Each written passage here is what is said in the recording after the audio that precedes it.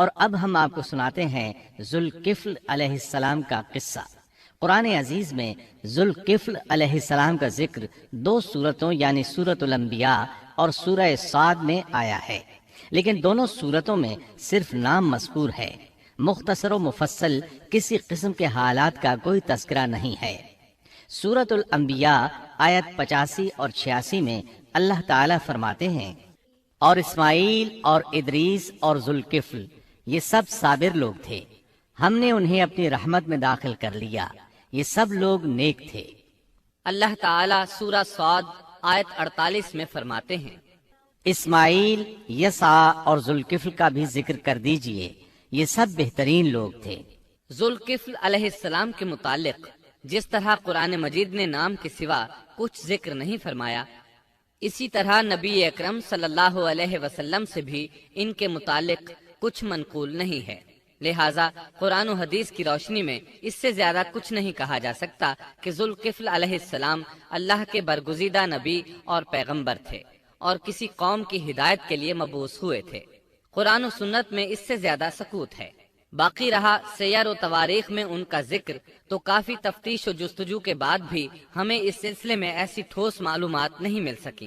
جن کے ذریعے سے ذوالکفل علیہ السلام کے حالات و واقعات پر مزید روشنی پڑ سکے، چنانچہ تورات بھی خاموش ہے اور اسلامی تاریخ بھی۔ البتہ ابن جریر رحمۃ اللہ علیہ نے مشہور مفسر تابعی مجاہد رحمۃ اللہ علیہ سے ان کے متعلق ایک قصہ نقل کیا ہے۔ اسی طرح امام ابن ابی حاتم نے اسی قصے کے قریب کچھ آثار عبداللہ بن عباس اور ابو موسیٰ اشعری رضی اللہ عنہم سے نقل فرمائے ہیں۔ یہ طویل روایات ہیں۔ ان میں ہے کہ ابن عباس اور ابو موسیٰ اشعری رضی اللہ عنہم فرماتے ہیں کہ ذوالکفل نبی نہیں تھے، بلکہ وہ ایک نیک اور صالح آدمی تھے، لیکن ایک تو یہ روایات سند کے اعتبار سے ضعیف ہیں، دوسرا یہ کہ ابن عباس اور ابو موسیٰ رضی اللہ عنہم جیسے جلیل القدر صحابہ اور مجاہد رحمۃ اللہ علیہ جیسے عظیم تابعی سے یہ ناممکن ہے کہ وہ ذوالکفل علیہ السلام کے متعلق یہ فرمائیں کہ وہ نبی نہیں بلکہ ایک نیک مرد تھے۔ شاہ عبد القادر رحمۃ اللہ علیہ کا موقف ہے کہ ذوالکفل ایوب علیہ السلام کے بیٹے تھے اور انہوں نے اللہ کی خاطر کسی آدمی کی ضمانت دی تھی جس کی پاداش میں ان کو کئی برس قید کی تکالیف برداشت کرنا پڑی۔ چنانچہ شاہ صاحب اپنی تفسیر موضح القرآن میں لکھتے ہیں کہ ذوالکفل ایوب علیہ السلام کے بیٹے تھے، ایک شخص کے ضامن ہو کر کئی برس قید رہے اور اللہ کی خاطر یہ مشقت سہی۔ موجودہ دور کے بعض مفسرین کا خیال ہے کہ ذوالکفل حزقیل علیہ السلام کا لقب ہے۔ ایک دوسرے مفسر کی عجیب و غریب رائے یہ ہے کہ ذوالکفل گوتم بدھ کا لقب ہے، کیونکہ اس کے دارالسلطنت کا نام کفل تھا، جس کا معرب کفل ہے، اور عربی میں ذو صاحب اور مالک کے لیے آتا ہے، اور صاحب مال کے لیے ذو مال اور مالک شہر کے لیے ذو بلد کے الفاظ کثرت سے استعمال ہوتے ہیں،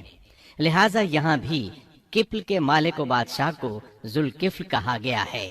اس مفسر نے یہ بھی دعویٰ کیا ہے کہ گوتم بدھ کی اصل تعلیم توحید اور حقیقی اسلام ہی کی تعلیم تھی، مگر اس کی موجودہ صورت دوسرے ادیان کی طرح محرف اور مسخ شدہ ہے، لیکن یہ اقوال قیاس و آراء سے زیادہ تاریخی حیثیت سے کوئی وقت نہیں رکھتے۔ ہم اس تعصب کے قائل نہیں ہیں کہ اگر صحیح تاریخ سے یہ ثابت ہو جائے کہ قرآن نے جن انبیاء کے صرف نام ذکر کیے ہیں ان کا مصداق فلاں برگزیدہ ہستی ہے، اور اس کا انکار صرف اس لیے کر دیا جائے کہ اس سے پہلے چونکہ ایسی بات کسی نے نہیں کہی اس لیے یہ قابل رد ہے۔ یقیناً ہم اس حقیقت کو تسلیم کرتے ہیں کہ تاریخی حقائق کی جستجو کا باب بند نہیں ہوا، اور آئے دن نئی تحقیقات سامنے آ رہی ہیں اور جدید انکشافات ہو رہے ہیں، بلکہ ان کے ذریعے قرآن مجید اور احادیث رسول کے بیان کردہ واقعات کی تصدیق ہوتی چلی جا رہی ہے۔ ملحد و بے دین لوگ ان کا انکار اس لیے کرتے اور کرتے آ رہے ہیں کہ تاریخ اور فلسفہ ان کا ساتھ نہیں دیتے،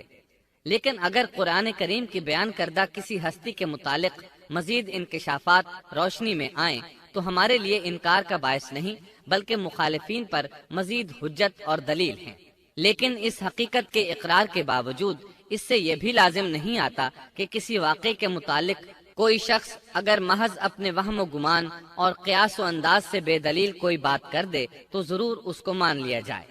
چنانچہ ذوالکفل علیہ السلام کو گوتم بدھ قرار دینا ابھی تک اس سے زیادہ کوئی حیثیت نہیں رکھتا۔ ہمارے لیے دنیا کے مختلف گوشوں میں اللہ کے فرستادہ نبیوں پر ایمان لانے کے لیے قرآن کی وہ تینوں دفعات کافی ہیں جو دین اسلام کا امتیازی وصف ہیں۔ سورۃ الفاتر آیت 24 میں اللہ تعالیٰ فرماتے ہیں، اور کوئی امت ایسی نہیں ہوئی جس میں کوئی ڈر سنانے والا نہ گزرا ہو۔ سورۃ المومن آیت 78 میں اللہ تعالیٰ فرماتے ہیں، بعض انبیاء کے واقعات ہم آپ کو بیان کر چکے ہیں، اور ان میں سے بعض کے قصے تو ہم نے آپ کو بیان ہی نہیں کیے۔ سورۃ البقرہ آیت 136 میں اللہ تعالیٰ فرماتے ہیں، ہم رسولوں میں سے کسی کے درمیان فرق نہیں کرتے۔ اس لیے ایک مومن کا یہ عقیدہ ہونا چاہیے کہ ہم اللہ کے انبیاء میں سے کسی نبی کے درمیان کوئی فرق نہیں کرتے، یعنی تمام انبیاء پر ایمان لاتے ہیں۔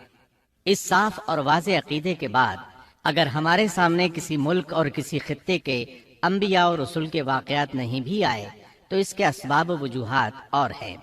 لیکن جہاں تک ان پر ایمان لانے کا تعلق ہے وہ اختصار سے بھی کافی ہے، اور ان کی تفصیلات سے آگاہی ہماری رشد و ہدایت کے مقاصد یعنی اللہ پر ایمان اور نیک اعمال کے لیے ضروری نہیں ہے،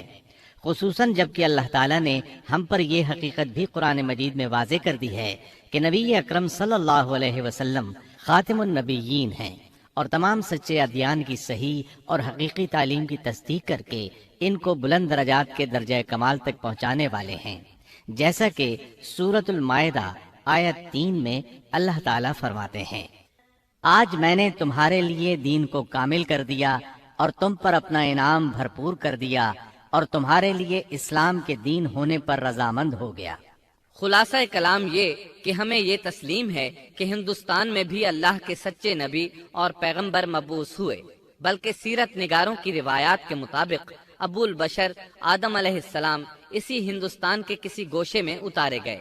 لیکن جب تک قرآن و حدیث کی صراحت یا تاریخ کے صحیح دلائل و براہین سے یہ ثابت نہ ہو جائے کہ ذوالکفل گوتم بدھ کا لقب ہے، محض قیاس و آراء کی بنا پر ہم اس کو تسلیم نہیں کرتے،